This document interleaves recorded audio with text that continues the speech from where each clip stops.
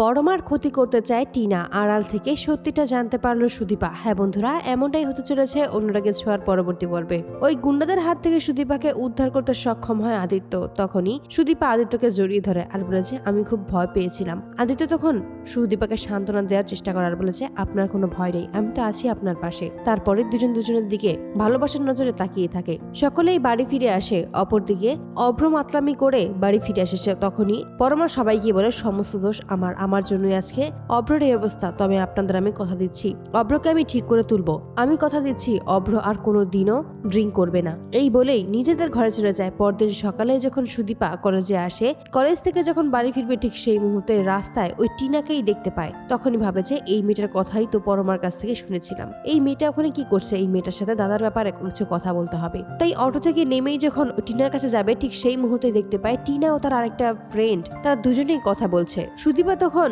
টিনার কাছে যাবে, তার আগেই পরমা নামটা শুনেই থমকে যায়। তখনই ভালোভাবে শুনতে থাকে যে টিনা তার ওই মেয়ে ফ্রেন্ডকে বলে, এবার অভ্রর জীবন থেকে ওই পরমাকে সারা জীবনের মতো সরিয়ে ফেলতে হবে, ওই পরমাকে শেষ করে দিতে হবে, তা না হলে আমি কোনোদিনও অভ্রকে পাবো না। আড়াল থেকেই যখন সুদীপা এই সমস্ত কথা শুনতে পায় তখনই চমকে যায় আর বলে যে, পরমার ক্ষতি করতে চায়, তবে আমি থাকতে তো পরমার ক্ষতি কেউ করতে পারবে না, আমি বাঁচাবো পরমাকে। তখনই পাশের মেয়েটা বলে যে, তবে এটা করা কিন্তু ঠিক হচ্ছে না। অভ্র যদি পরমার সাথে থাকতে চায় তাহলে তুই এখানে গিয়ে কখনোই শান্তি পাবি না, কখনোই তুই সুখ উপভোগ করতে পারবি না। তখনই টিনা বলে, সেটা যাই হোক, সেটা পরে দেখা যাবে, কিন্তু আমি অভ্রকে চাই, অভ্রকে আমি আগে থেকেই ভালোবাসি। আর অভ্র যেহেতু এই সম্পর্কটা নিয়ে ভালো নয়, ভালো থাকতে পারছে না, তাহলে আমি কেন অভ্রর কাছে যাব না, কেন অভ্রকে ভালোবাসবো না? এবার আমি এমন করব যেন অভ্র নিজে থেকেই আমার কাছে আসবে, পরমাকে আমি সারা জীবনের মতো সরিয়ে ফেলবো। তো বন্ধুরা, তোমরা এটাই তো চাও যেন এভাবেই পরমার ক্ষতি করতে চাই টিনা, এটাই যেন আড়াল থেকে জানতে পারে সুদীপা, এবং এই টিনার চক্রান্ত থেকে যেন সুদীপা পরমাকে বাঁচাতে পারে। তোমাদের মতামতটি অবশ্যই জানিয়ে যাবে। ধন্যবাদ।